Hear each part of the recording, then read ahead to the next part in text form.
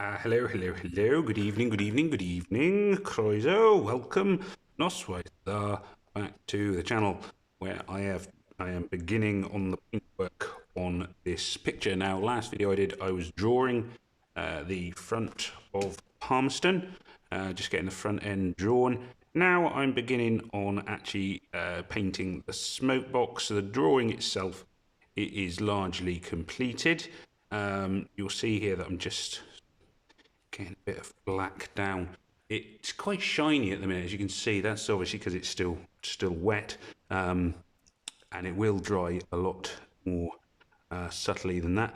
I'm sort of trying to paint around these brackets that hold the smoke box door in place, and going from there. So, for those of you that don't know, well, firstly, I am Benny Powell Acrylics, and this is the second video I've done on painting a locomotive. I also do, there's a couple of videos on painting some nudes, which I did in, well, largely during lockdown, things like that, and just got me back into the habit of painting and led back to me doing some more sort of train paintings, sort of gone from there, really.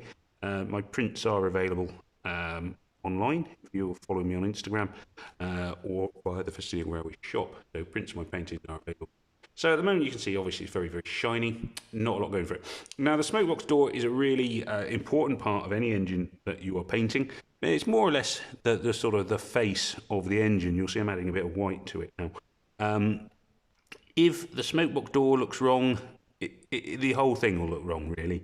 It's like, it's no coincidence that in the Thomas Tank Engine series, the the face is on the smoke box. The smoke box is the main bit of the engine that you end up looking at and studying. And yeah, it's like if you painted a person, you'd have everything else perfectly in perspective, but if their face is messed up, then immediately it starts to look funny. At least engines don't have eyes. I sort of, when I've painted people or animals, the eyes are the sort of focal point of the face, and then you have to, get them right before you can get the face right, and then, yeah, so you've two bits. I think what's going to be tricky here is this, this wheel-shaped smoke box door fastening device. Maybe it has a technical proper name, so that's what I'm going to do for now. So you'll notice I'm not super concerned about accuracy with this at the moment. Not exactly. I mean, I'm not deliberately just being slapdash.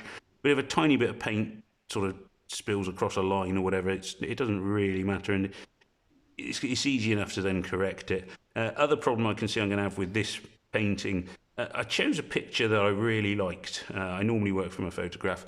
I chose one that I really like of Palmerston, which is it's a really lovely picture. Very nice angle on it, very sort of nice colouring, really nice lighting, that kind of thing.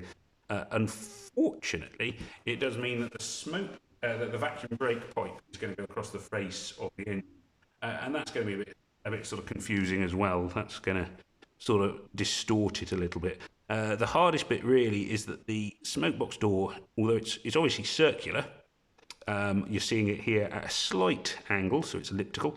And also slightly rounded. So it's not a flat thing that I am painting. I'm painting something which is a three-dimensional disc. It's sort of like shaped like a frisbee, if you will. If you imagine a frisbee sort of vertically standing up, it does go back in the corners.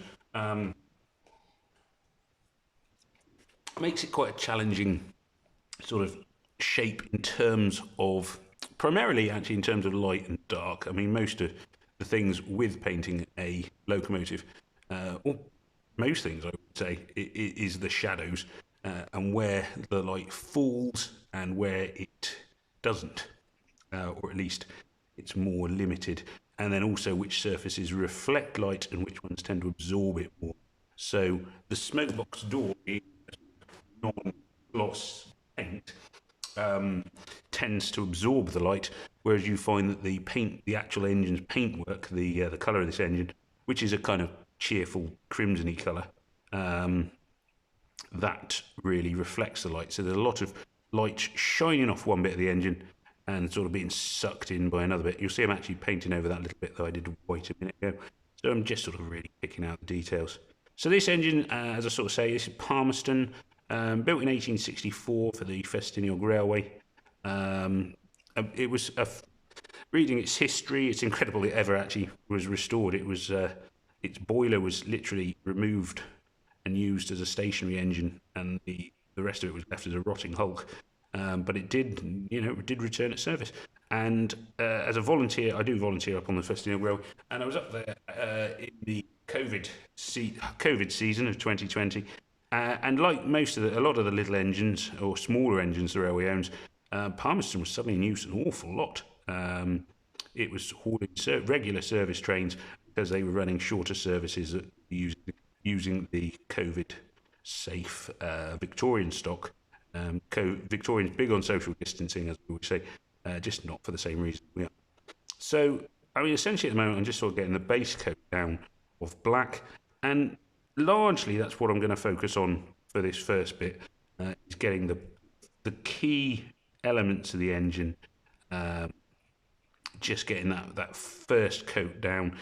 I find personally it helps me to sort of see the engine as a whole, if I can sort of divide it into little bits and see what I'm looking at, that kind of thing.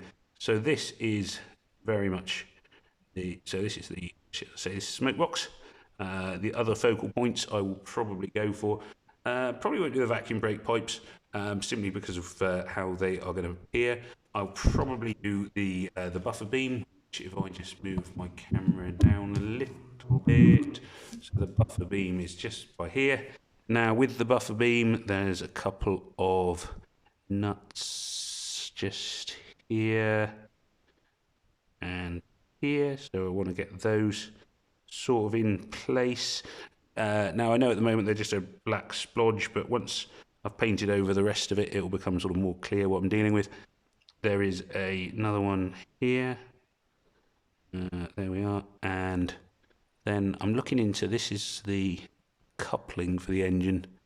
Might have to have a look at the actual engine for what this is going to be, just to get the shape of it. I believe the engine's running this week at the railway, and I'm going to be up there for a few nights, so hopefully I'll get a chance to see it then. Always a good idea to actually, it really does actually help quite a lot to have a sort of look at the engine itself in the flesh, and then you go, oh yeah, actually, I see what's going on there. Because it's not always clear, and obviously as well with a photo, sometimes it'll pick up things you want to then refocus in on something else. That's what I find anyway.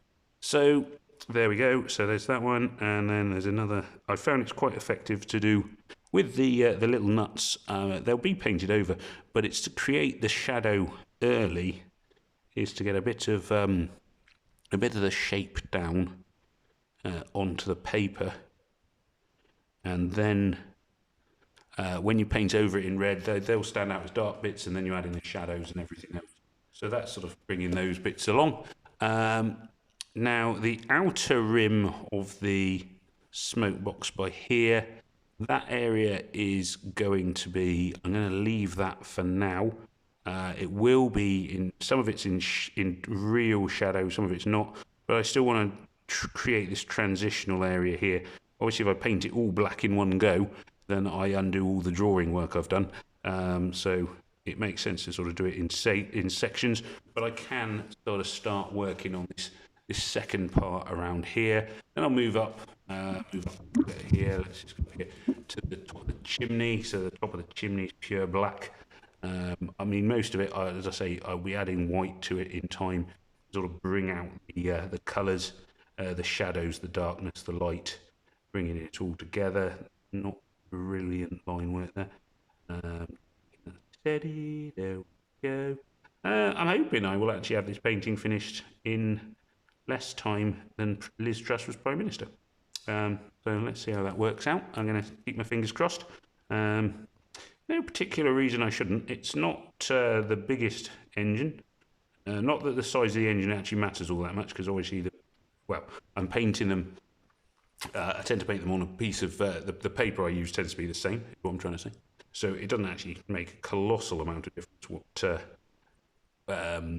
how big the engine is, because I make the painting fit paper essentially. But there we go. So let's see. Can I get this one done in 5 days? And maybe I think that'll be my challenge. Can I paint a picture of one former Prime Minister, as I say, Palmerston, in less time than our most recent Prime Minister, at time of recording, there was Prime Minister. I'm feeling reasonably confident on that one. So today is I'm going to say I'm going to start the paint from the painting phase. I'm not going to count the drawing, essentially because I drew it and then stopped for a while. So now this is my focus because I was still painting a different engine when I did the drawing. It was just to sort of start the video off. Move down here, just picking out. So this is actually some of the paint work I'm picking out now. So yeah, there's my challenge. Can I finish painting Palmerston, the steam engine, within less time than Liz Truss was actually Prime Minister? I'm reasonably confident.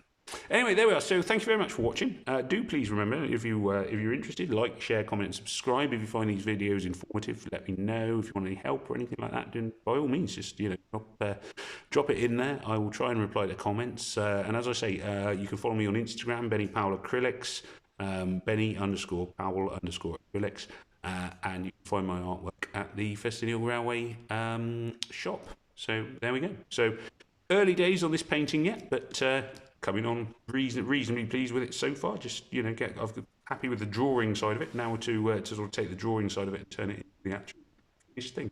Anyway, thank you very much. Take care now. Hoa, goodbye.